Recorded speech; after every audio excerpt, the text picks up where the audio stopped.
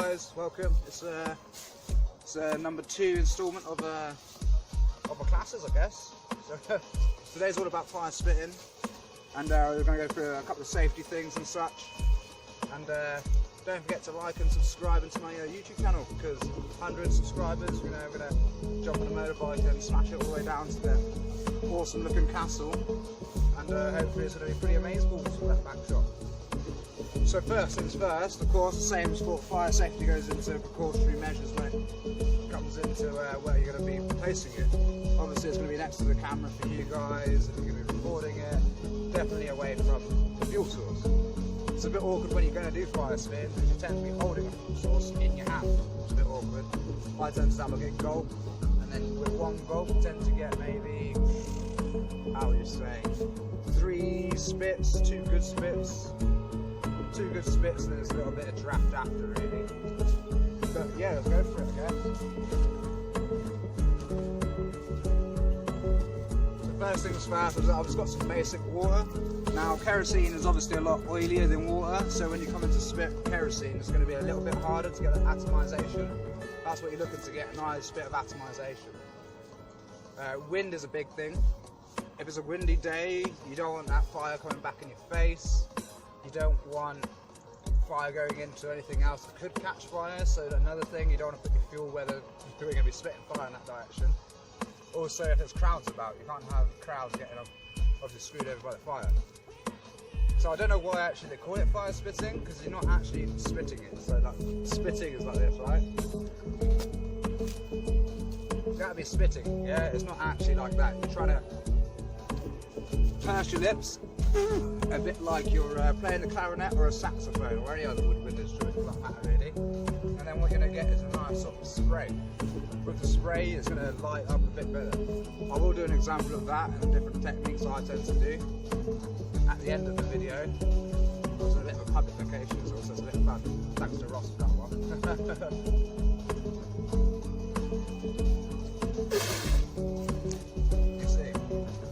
Trying to get a nice sort of mist. That's not a very good one, the first one. You also want a cloth as well. The cloth's basically there to stop, wipe your face, and then you can spit again. If you ain't got that cloth, there's a good chance, if you've got a beard, that your face is going to catch fire. Me today, because I've been rushed out of the house, I've actually got it, so it's going to be the jacket for now, and I'll have to wash this when I get back home, unfortunately. It's a nice jacket. A bit annoying, never mind. So let's say, for example, the wind's coming a bit this direction. I'm basically spitting like that, so it's going to come in front of me, so that y'all guys can get a nice good performance, and I stay safe. That's what we're trying to aim for here. Track this music a bit more. Thanks again, and don't forget to like and subscribe to that Kick-Ass YouTube channel. I'm going to have a few more videos coming along shortly, and yeah. There is another one. It's really awkward with water, because the density is so much less than it is.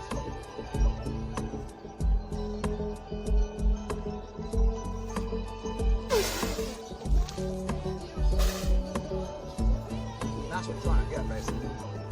Got a nice, pretty mist.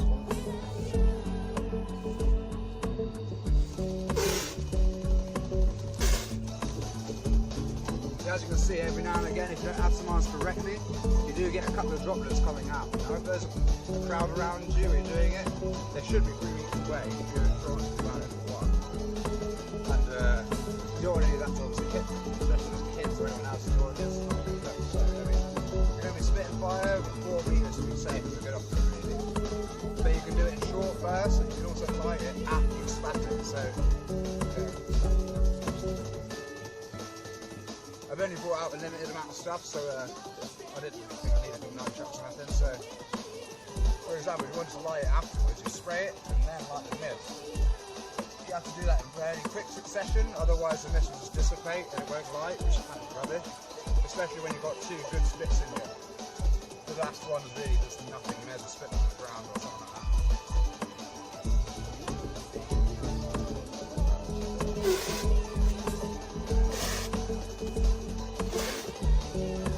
See, now this is where it gets hard, you see. Because I'm holding fuel and this, how am I supposed to wipe my face? This is why I tend not to hold that when I'm actually doing it. To have a good gulp, hold it in my mouth, give it a couple of slurs in my mouth to get it into a good position so that you can actually spit it. if it's not in that sort of good location to spit, yeah, it's going to come out with like a literal spit like. You see, I don't know if you can see that from there, but you can actually see some quite big droplets coming out. And that's what we do not want to get. We're trying to minimise that as much as possible. So it's a little bit quieter now. So I am going to do a bit of fire, so don't worry. But you can do a couple of short spits as well, which I like to do a nice performance on my nunchucks at least. Sort of like 3 on one, like a nice little, call it a rally if you will.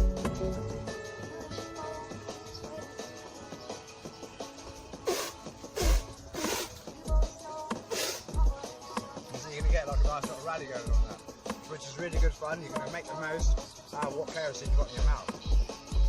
Now, if you do a quick rally like that, you might not need to wipe it so often. You might be able to get 2 spits, wipe, and then that's 2 spits. But that is going to disrupt your performance at some stage, to some degree at least. Cover the wind and all that such. What else do we need to cover now, really? So you're going to keep the fuel elsewhere, of course. Usually I tend to have a rag with me. Of course I'm doing a class today, so I don't really have a rag on me. Should have, because that's like a nice big exclamation mark warning sign that I haven't got. But also that your placement of what you're using as your torch is another thing. Now if I'm using my nunchucks, sometimes I try to improve it and get it into my show. So say I've got nunchucks now, but say it's a nunchuck.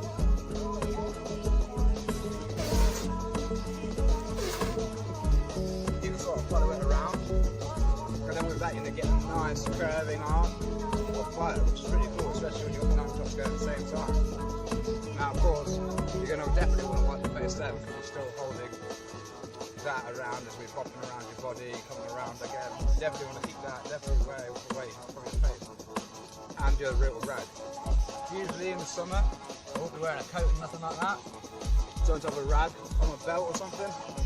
Just across down there, not too dangly. If it's dangly too much when you're doing fire stuff, it could catch, and that is the worst kind of thing to catch. You can end up taking it out, whipping it off, getting your extinguisher out, and then it's not going to look very professional. It's not very good at what we're doing, is it? But of course, we're on the fire safety stuff today, and I'm getting it ready now actually, to be fair.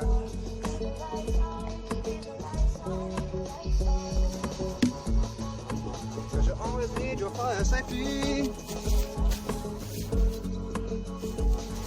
Always need your fire safety. So I mean, there's all different locations in which you can sort of do it from. I tend to do it away from my face, to the side, Some people go straight up. I must admit I haven't done much work when I'm spitting straight up. Maybe I'm being a bit too safe, but I really don't want to spit straight up because it's literally right in my face. If I can do it on the side, I can roll my shoulder and get out of the way of the fire. Not that it can burn, it's quite hot. But yeah. I'll try and do it now because sometimes you get a lot more lung capacity, so you can do a much better spit that way. I probably won't do it when it comes to actually doing it with the fire, just because I'm on camera and I've not done it before and I'll probably make a douche of myself. So of course I'm not going to do that now, but I'll do it with water for sure.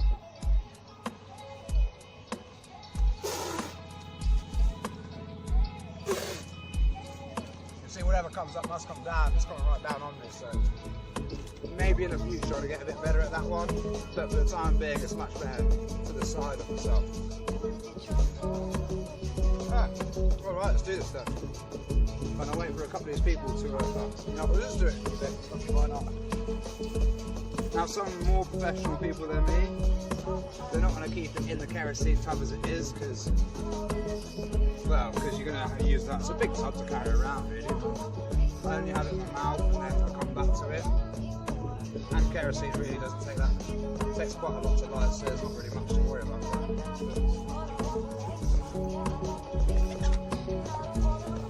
Hello, doggy.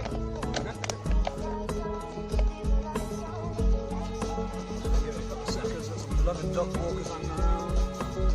4 sacks of Ross again.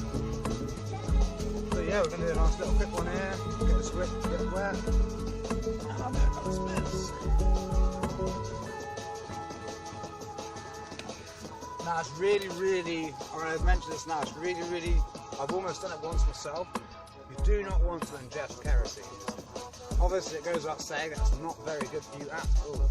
If you do ingest it, I've heard rumours that if you stay calm and relaxed, it can be alright and that. Just stay steady. You don't necessarily have to go to hospital to start a pump or anything. If you aren't staying calm and right, but always definitely worth calling an ambulance or a doctor to say what you've been doing, give them an idea of what's been going on, and hopefully they'll be able to help you out. But I mean, it's never going to be that severe, I love to think. Not for me at least. You can get chemical pneumonia, which basically makes you a bit feverish as if you've got a flu or a cold. Well, it just makes you feel a bit rubbish for the next day or two after. And also, if you do it a lot, like say for example you spit fire, I don't know, 3 times a week possibly, if you do it quite often such as that, then there's a good chance you're going to get it. You're just going to feel like crap for the whole entire week. So I was saying, so if I'm practicing doing fire shows, I tend to do one spit maybe once a week, once a fortnight. And apart from that, spit, leather shirts, spare your toys. I did make some palm torches, but not very good at them yet. They're more really making sexy girls, right? Alright, so when you're holding your fuel in your mouth, you want to make sure that gullet at the bottom of your throat stays shut. So for example, you know when you drink a drink or you gargle mouthwash in the morning, that's what you're trying to do. You're trying to keep that there.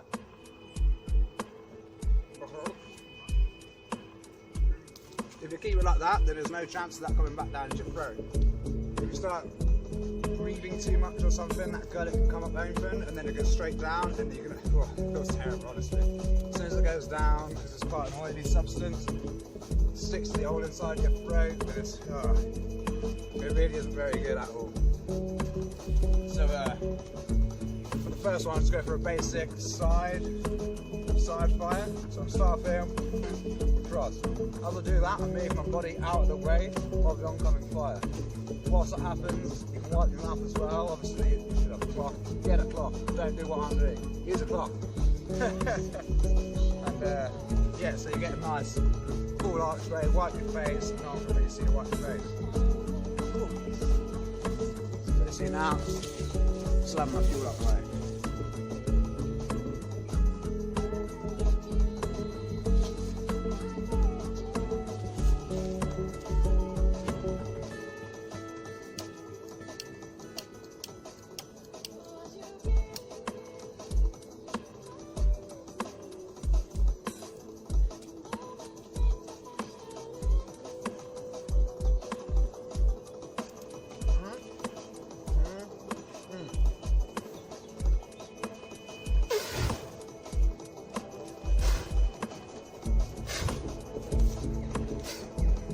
That last little bit you get at the end, it really is terrible. So ideally, if you haven't got that much on your mouth, just save it for the next spit, or maybe even just spit it out without when your show's going on, so it's not too bad. See, this is the problem. See now, I've got this and I've got the fuel. Left hand, right hand, have a go, put it down, wipe your face.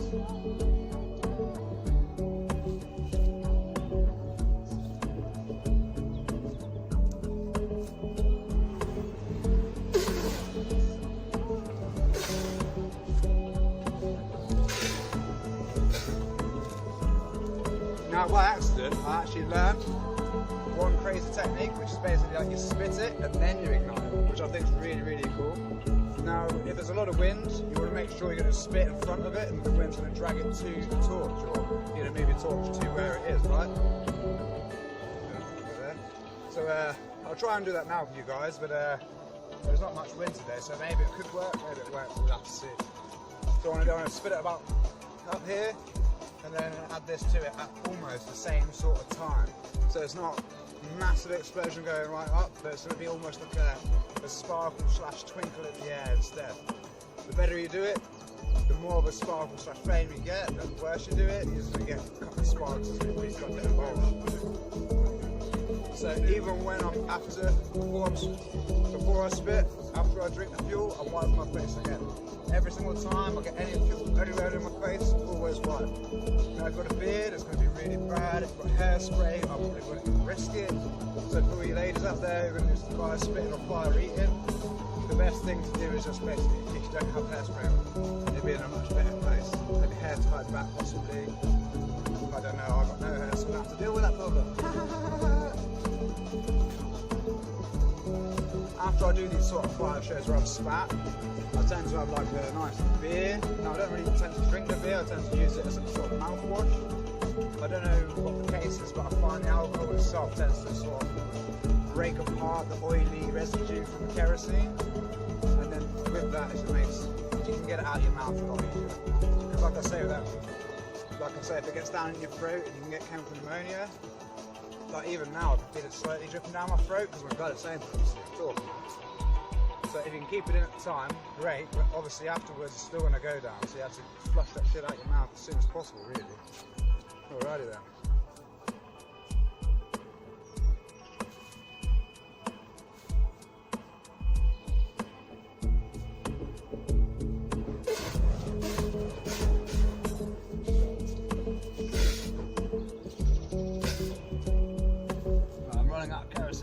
Tiny little bit. So as you can see there, I almost forgot what I was doing. It also makes you go crazy as well. You do some silly shit after this. I recommend not drinking and spitting because yeah, it's not very good for you at all. So, trying to get that little sparkle in the air, go for it again.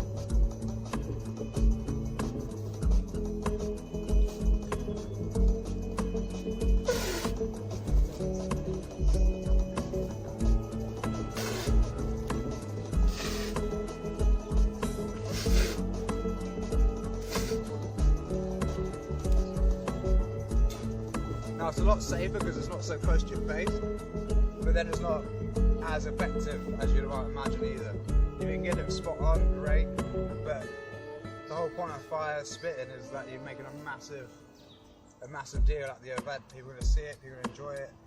If you're just doing something like that, you can maybe use it as a warm-up to the start of a show, but of course doing that, holding the fuel in your mouth, it's not setting you up right. I tend to hold the fuel in my mouth until like the finale of a certain show. Say for example I was doing fire stuff, I try and leave it somewhere near the end, spit, nunchucks, and then for that like.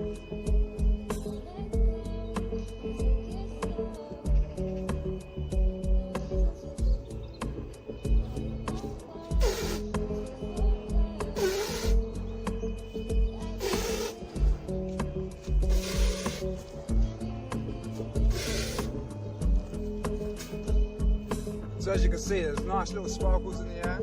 It's a bit daylighty now. At night time you can see the sparkles a lot more and it does look a lot better. But yeah, when you're going to practice this, don't do it by yourself. If you've never done this kind of stuff before, don't do it alone. Speak to someone like me who's done it, because it is very dangerous, honestly. If you get ingested, you could be in hospital for a night or a week, I don't know. So you don't want to be doing that stuff on your own, really. Let's see if we've got a bit more kerosene left. We're alright. We can do a couple more for you guys. Yeah, if you're trying to do something you've never done before, never do it on your own. Even something simple as hoops, staff or such. Always find a buddy close by. I know there's a few people or a few groups on Facebook now, which will be definitely there to help you out. This is the worst part of the show because you have to wash that shit out your mouth, right?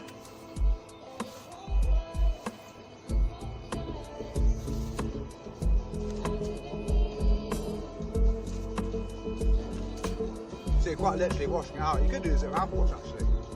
Good. I think it might be a bit too much alcohol mouthwash. The beer is good, easy, cuts it away. Lovely jubbly. Well, I'll get some more on this wick and I'll do a little bit more for you guys. I hope you're enjoying it. Don't forget to like and subscribe to my YouTube channel. Like I said, if we get 100 subscribers, definitely going to make my way down to the old I'm a Celebrity Castle and get that in the shop.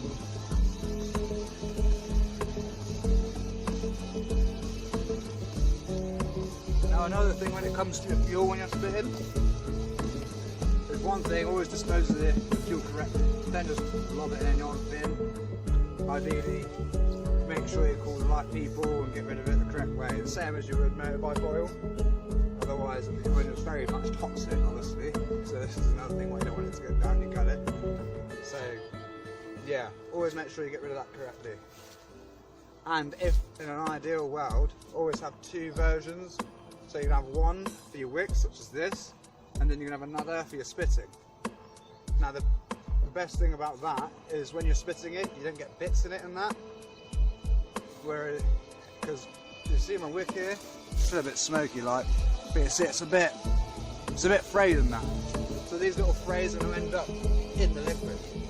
So not only spitting kerosene there, but I'm also spitting off the wick.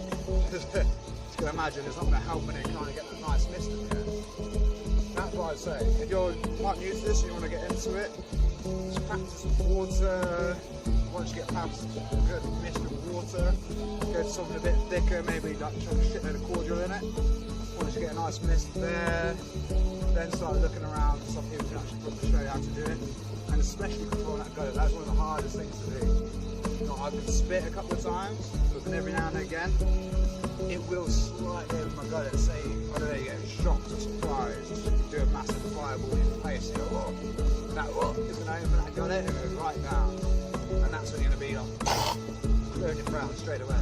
You've got to look nasty, but you've got to do what you've got to do, so it's all about safety after all, really. You're not going to play it safe, I think. Do it.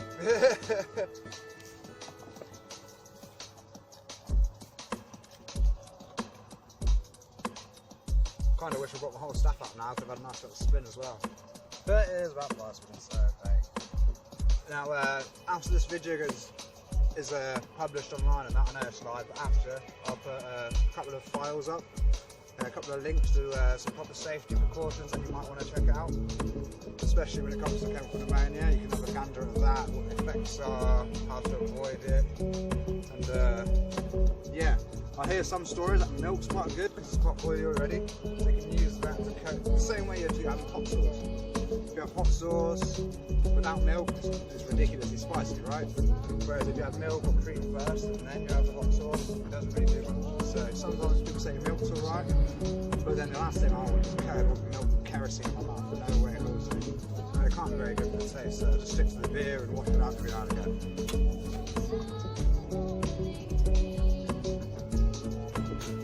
I must admit, it isn't the most attractive thing. You want to do that shit right at the end. With the tools out, fire out, re-whip the grips, and then you can fire it off in the distance and crush all your lungs out and your throat. And then it's going to look a lot better than just doing it in front of you. For sure.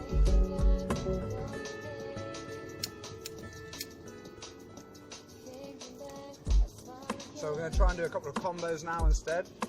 So what we did there, we got the nice little sparkle plus a couple of shooters. So I need a nice, good long one. The long ones are quite good because you get a lot going on, but you really want to cut it off as soon as you can. If you're doing a massive long one, you just got the potential definitely to fucking go soon. So when you're doing a nice long one, make sure you're wiping. You're basically you're cutting it off. That'll carry on. There won't be an area in your face.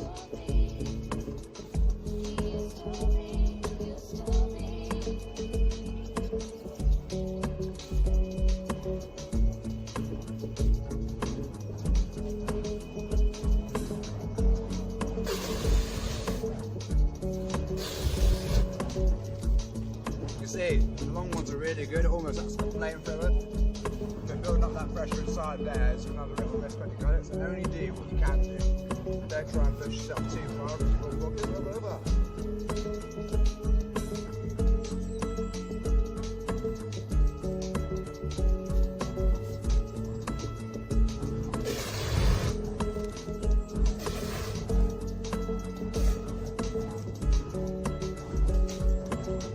That's what it's all about, safety. There's no point doing anything unless you're going to be safe about it. You see the long ones are really quite good because you can actually get a nice good flow. Instead of one big explosion, you get a nice steady burn, it looks fantastic. But if you're going to do a fire show with a staff or nunchucks, you're taking up a bit more time when you're doing that show. And it's going to look, well, it depends on the music. You might be able to fit it in quite nicely, but I tend to try and keep everything to a nice finale at the end. It's the best way, for sure.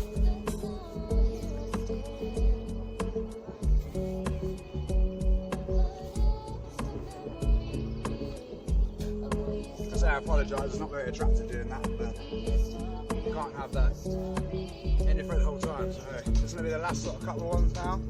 I'll do a little bit of sparkle, a little couple of shots, and then hopefully a nice big one. So 2 spits left hopefully.